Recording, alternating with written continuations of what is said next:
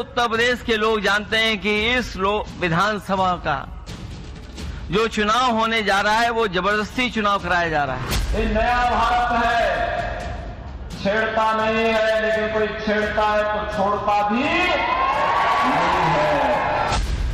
एक तरफ टेंशन है, विरोध है, घबराहट है, हार की आहट है, तो दूसरे खेमे में कॉन्फिडेंस है यूपी में जीत का।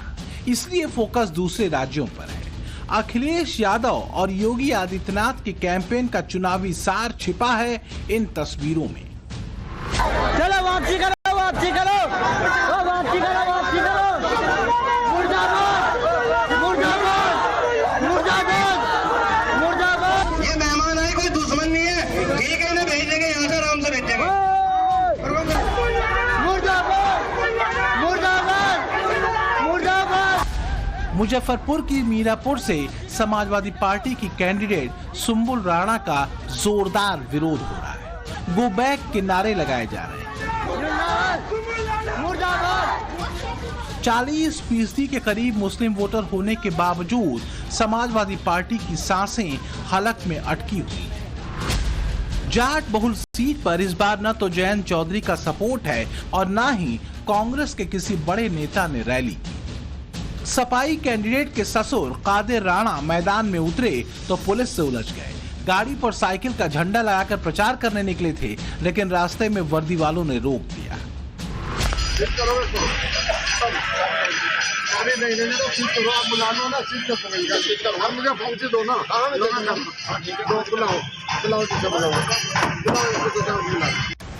अखिलेश यादव 16 नवंबर को मीरापुर में होंगे, लेकिन उससे पहले जिस कुंदरकी और सीसामऊ में रैली की, वहां उनके चेहरे और जुबान पर तनाव साफ साफ नजर आया।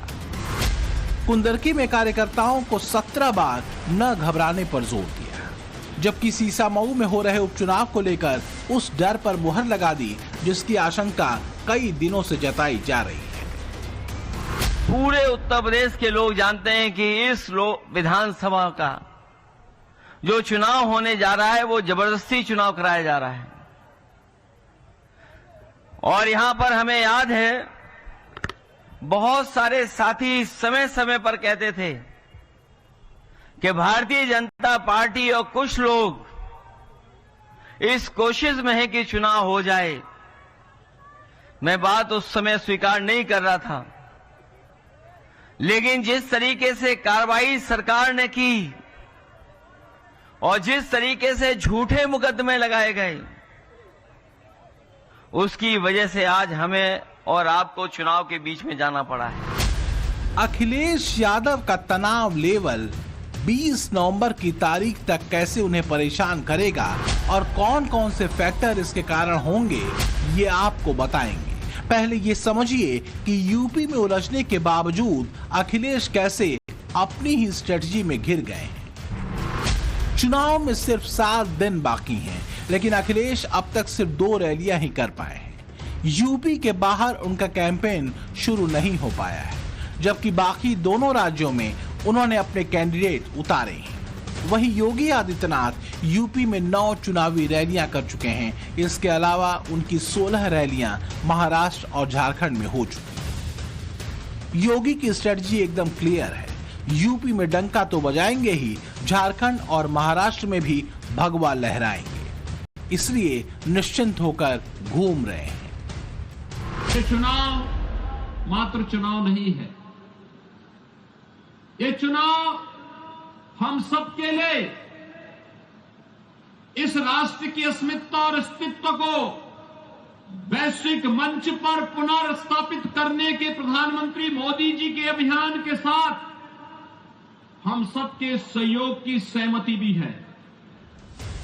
योगी आदित्यनाथ का फोकस यूपी की सभी 9 सीटों पर है, जबकि अखिलेश के जहन में सबसे ज्यादा फिक्र है करहल सीट की, उस करहल सीट की जिस पर भतीजे तेज प्रताप को टिकट दिया है और उनको चैलेंज कर रहे हैं फूफा अनुजेश प्रताप यादव। इसलिए रिश्तेदारी में उलझी समाजवादी पार्टी के लिए डिंपल यादव 7 दिनों से लगातार प्रचार कर रही हैं।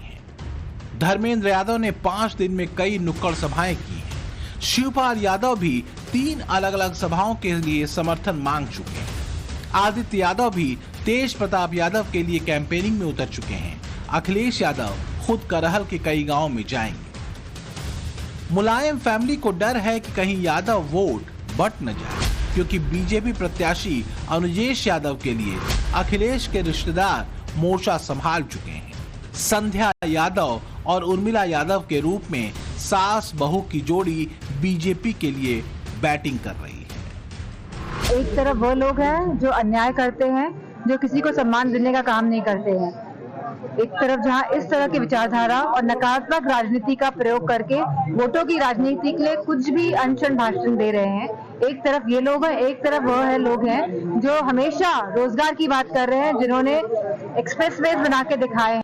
हम एक विचार के आधार पर माननीय प्रधानमंत्री जी का जो संकल्प है, सबका साथ, सबका विकास और सबका विश्वास, और पार्टी का स्वरूप भी सर्वव्यापी सर्वस्पर्शी।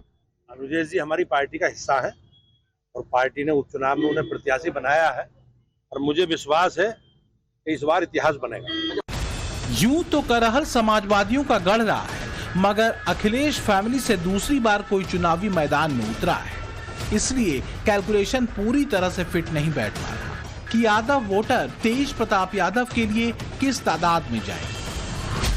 इस सीट पर 1,25,000 यादव मतदाता है, जबकि 35,000 शाक्य, 30,000 क्षत्रिय और 18,000 ब्राह्मण वोटर हैं, जिन पर बीजेपी की नजर है। 30,000 जाटव मतदाता हैं, पाल वोटर 18,000 और 13,000 लोधी हैं। इन्हीं वोटों के लिए दोनों तरफ मारामारी है।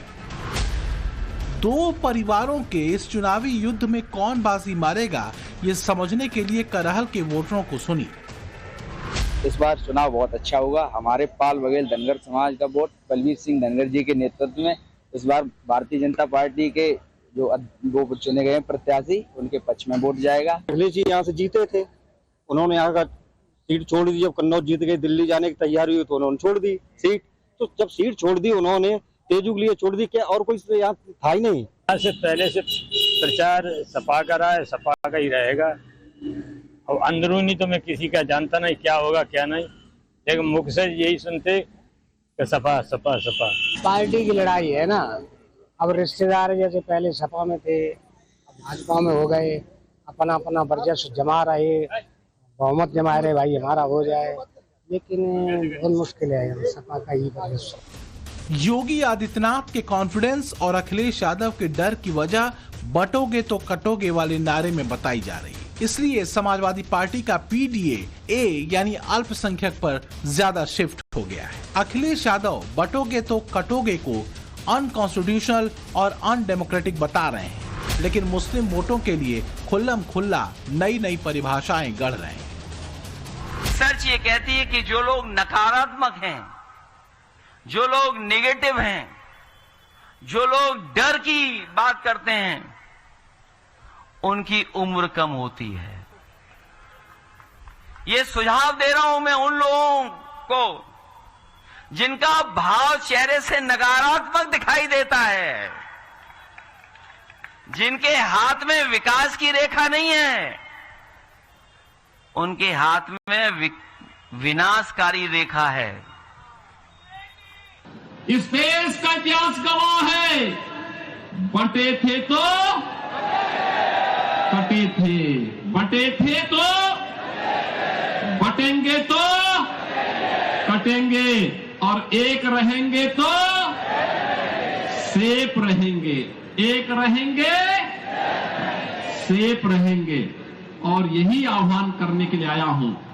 बंटना नहीं है, बंटना नहीं है, बटेंगे तो कटेंगे। बीजेपी का टारगेट यूपी की 5 से ज्यादा सीटों पर जीत हासिल करने का है और इसके लिए हर तरह से स्ट्रेटजी बनाई गई है। हिंदुत्व को एकजुट करने का फार्मूला है, जाति के हिसाब से वोटों को साधने की कोशिश है, सहयोगियों का पूरा सपोर्ट है और बूथ वाइज स्टडी। लोकसभा चुनाव में यूपी की सबसे बड़ी पार्टी बनने के बाद भी अखिलेश जिस तरह नारों में उलझे हैं, उससे तय है कि 27 की राह साइकिल के लिए मुश्किल होती जाएगी। 23 नवंबर को आने वाले नतीजे बीजेपी के फेवर में हुए तो ये भी कंफर्म हो जाएगा कि अखिलेश देश के लिए योगी से अकेले लड़ना फिलहाल तो आसान नहीं। ब्यूरो रिपोर्ट, टाइम्स नाउ, नव भारत।